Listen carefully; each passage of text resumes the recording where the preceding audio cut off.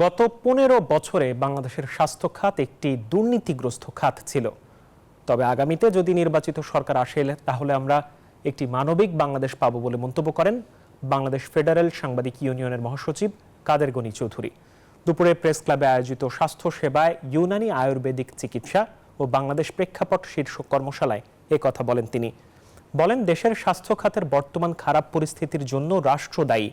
রাষ্ট্র যদি এই খাতকে অগ্রাধিকার দিত তাহলে এই দেশের মানুষকে চিকিৎসার প্রয়োজনে অন্য রাষ্ট্রে যাওয়া লাগতো না। এ সময় তিনি বর্তমান সরকারকে চিকিৎসা খাতকে সর্বোচ্চ অগ্রাধিকার দেওয়ার আহ্বান জানান।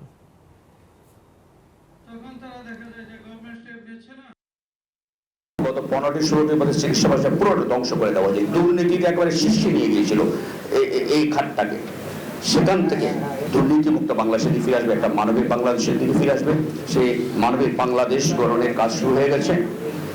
আগামীতে নির্বাচিত সরকার আসলে একটা মানবিক বাংলাদেশের যে চিন্তা, সে মানবিক বাংলাদেশ আমরা পাবো।